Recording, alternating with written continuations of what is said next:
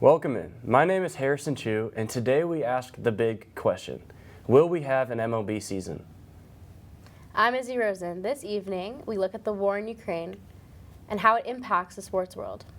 And I'm Edley Tamillion, and we're going to say goodbye to the Frank Irwin Center. And this is Unhooked.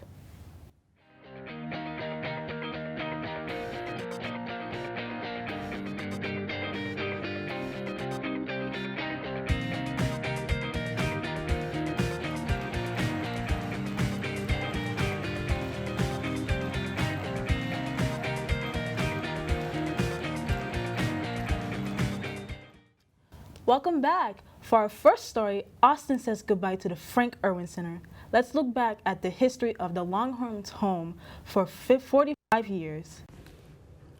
The Frank Irwin Center, sometimes known as the Drum or the Super Drum, has been standing in Austin for 45 years. In 2022, the arena will be demolished and Longhorn basketball will be calling the Moody Center their new home. Let's take a look back of the history of the Irwin Center and why was it built in the first place. The Irwin Center was built to replace the Gregory Gymnasium as the men's and women's basketball team home arena at the time. It was completed in 1977 for the total cost of $34 million. Not only the Irwin Center is a basketball arena, the center holds concerts for artists such as Taylor Swift, Katy Perry, Celine Dion, and many others.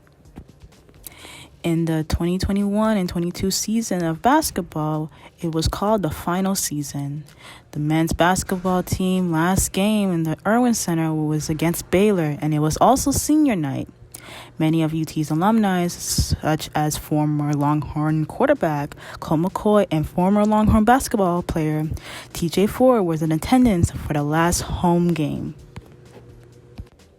Newcomer Timmy Allen talks about the Frank Irwin Center's atmosphere and the love of the fans.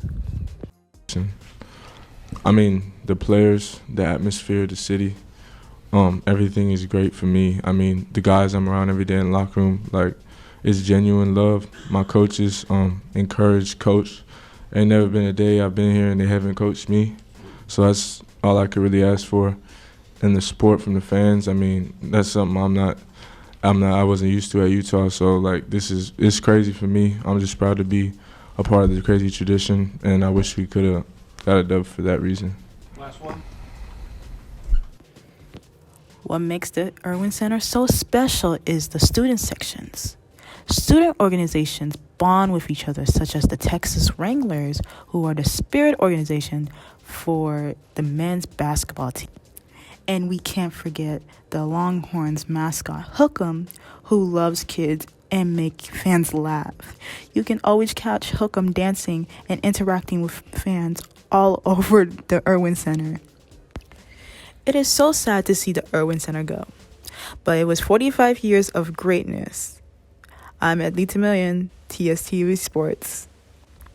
The Irwin Center will hold a special place in people's hearts, but the Moody Center does represent a new chapter in the UT athletics program. And it's March, and that means madness. However, when we come back, March Madness will arrive a little early.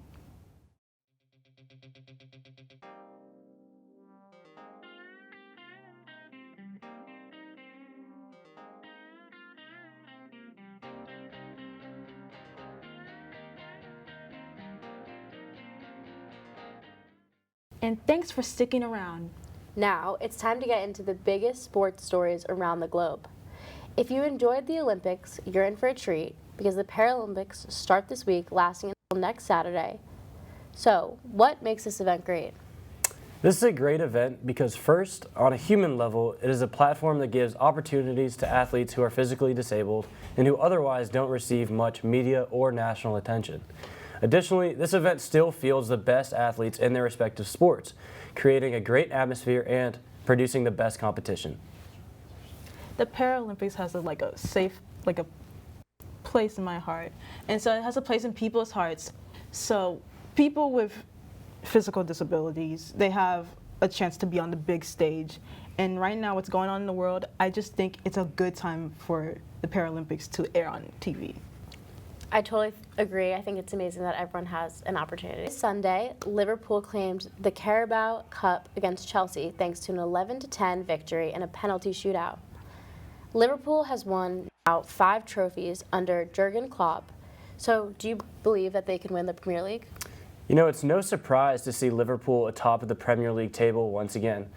In the first half of the season, they remain undefeated with a 25-goal difference. Their defense has only allowed 11 goals while they have scored 36. So to answer your question, they should absolutely be favorites to win the league. I think they're going to just win it all. Honestly, soccer, defense wins games because there's not a lot of scoring, and so you kind of need the defense to block the score. So they have one of the best defense in the league, so they're definitely a favorites. Sunday, not only one, but 7 top 10 teams went down, breaking the record for the most upsets in a single weekend. Why were there so many upsets? You know, simply put, the field of elite college basketball teams has expanded this year. With new transfer portal deals and the NIL, teams are figuring out how to stay competitive. There isn't just one powerhouse conference like the Big 12. For instance, the SEC, the Big 10, West Coast, and others all have competitive teams this year. I'm going to have to agree with him. Talent is everywhere now. It's not like the Holy Trinity like Duke, Kentucky, Villanova, or if you want to add Kansas into the mix. Like, look at Rutgers basketball team. Upset Purdue earlier in the season, then earlier in February, upsetting Illinois and Wisconsin. All teams are ranked, so they pull a lot of upsets. So there's talent in every team. Thanks, and I'm looking forward to see how teams learn how to be more competitive. Now we turn into a more serious matter. Many people think that sports are all fun and games, but when the real world clashes, they come to a stop and jump on the front line. Last Thursday, Russian President Vladimir Putin launched an all-out military assault on Ukraine. Bombing campaigns began across the entirety of Ukraine, including the capital of Kiev, so far injuring more than 300 civilians. Russia's attacks on Ukraine sent ripples throughout the sports world. These ripples included Russian tennis player Andrei Rublev writing no war pleas on a TV camera moments after a victory at the Dubai Championship. Former athletes like heavyweight champions Vitaly and Vladimir Klitschko deciding to put their lives on the line by enlisting in the Ukrainian army. Small tides start big waves, which means major ramifications lie ahead. Since Putin took power in 1999, Russia increasingly invested in the sports industry by hosting multiple international events and competitions, such as the Winter Olympics in 2014. Sports teams, leagues, and tournaments with Russian sponsors or hosts have begun to take action as they rethink their relationships with Russia.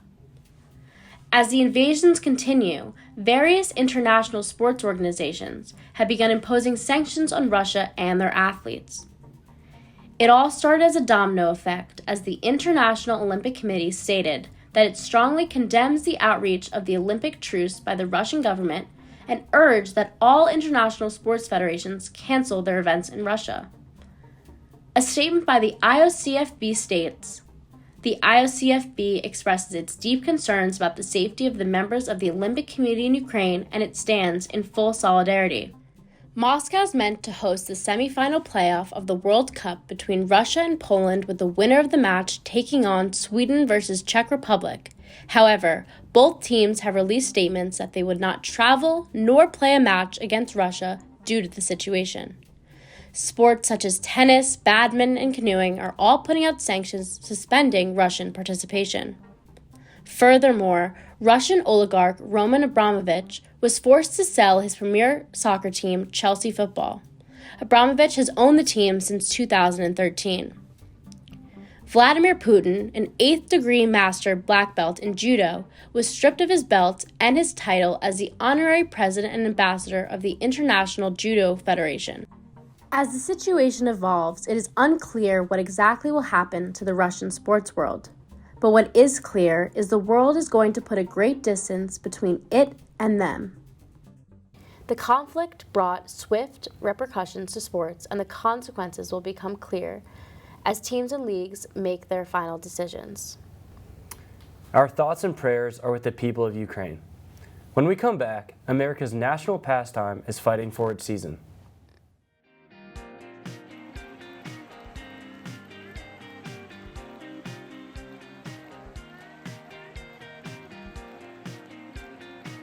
The Major League Baseball season is at a standstill, as players and owners both fight for their own interests.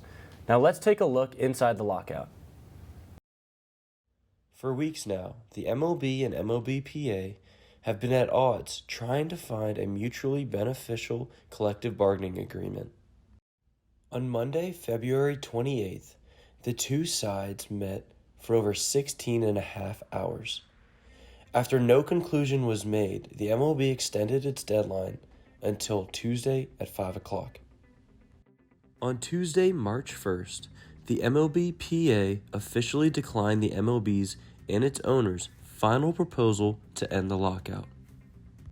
Here is MLB Commissioner Rob Manfred talking about the MLBPA's decision. This particular press conference, in which I am going to cancel some regular season games.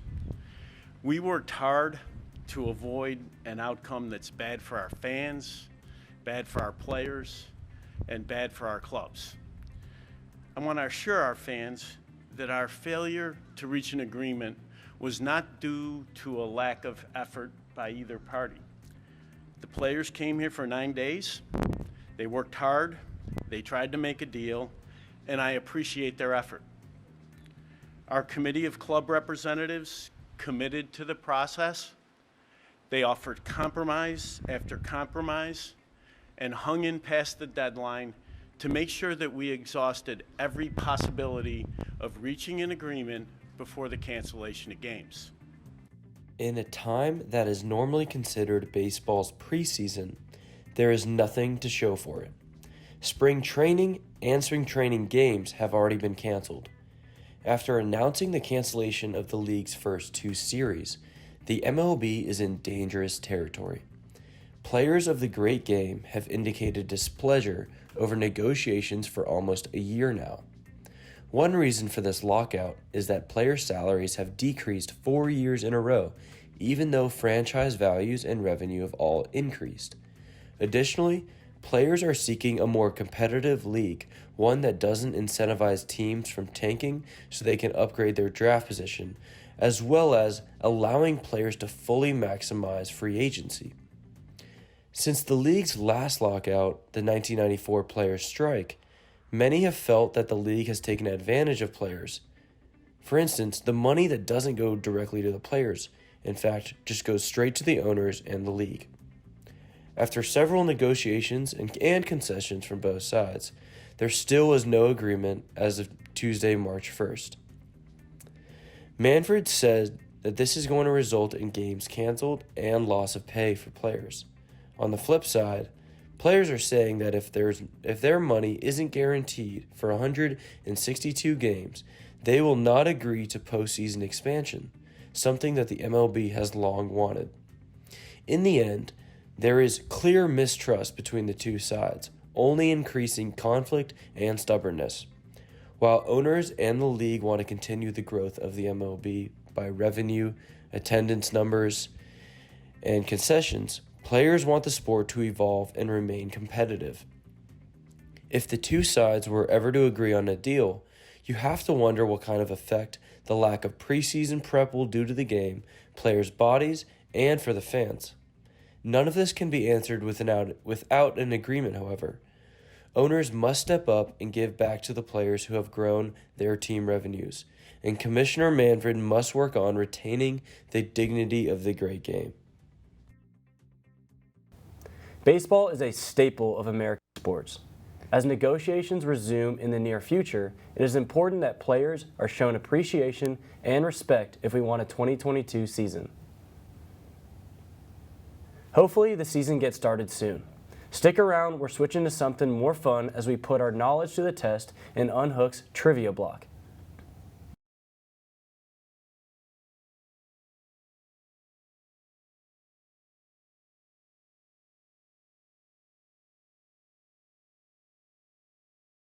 Now it's time to put our knowledge to the test in the latest edition of Unhooked Trivia, and we have a prize. Nice.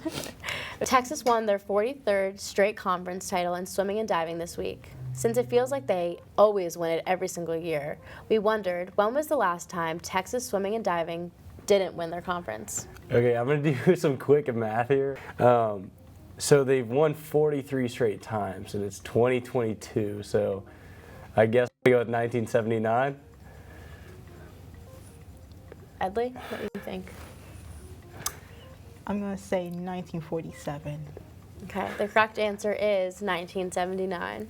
Let's just keep in mind that this is Eddie Reese's second year, and he quickly turned the program into a powerhouse. Texas bullpen is loaded this year. It reminds us of the 1983 team, which won the College World Series with elite pitching. And on to the next question. Who is Texas' first team All-American pitcher in 1983? I'm going to go with Roger Clemens here. I don't know, well, he's not in the Hall of Fame for baseball, but he should be. I'm going to go with Roger. I'm going to go with Calvin. Okay, Calvin Schiraldi is correct. Sorry about that.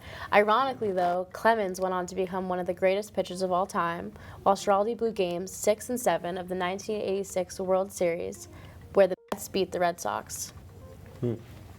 So, as the Olympics wrap up, we are really dying to know, is gold really made of gold?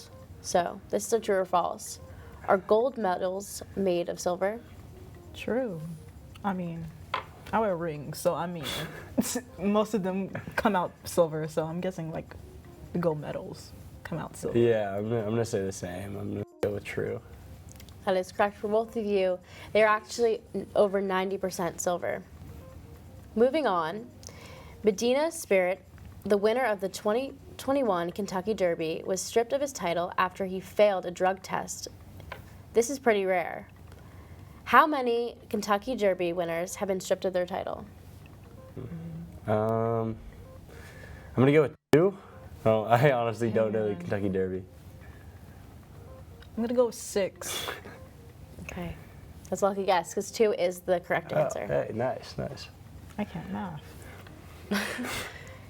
The other was in 2019, maximum security got in the way of other horses.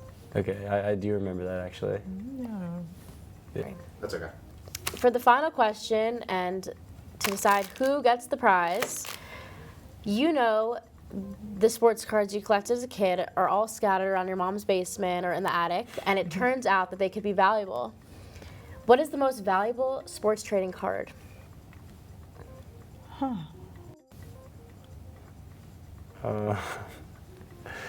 The most valuable card, let's go with Michael Jordan, 96? 96, yeah, I don't know. I'm going to say Kobe Bryant. Okay, neither of those are correct. Stop. Stop playing. It's actually Honus Wagner, and his card serves as the origin of the bloom and sold for over $6 million at an auction in 2021. Well, so unfortunately, neither of you won, but there are 6 cookies, so we will be splitting them by the 3 of us. Okay, that'll work. Yes, That's huge. but Prize. that was fun, just like the end of our show. And you don't want to miss the final, wait, I'm so sorry. You don't want to miss the final question, which is hockey the next sport on the rise after this year's gold medal game?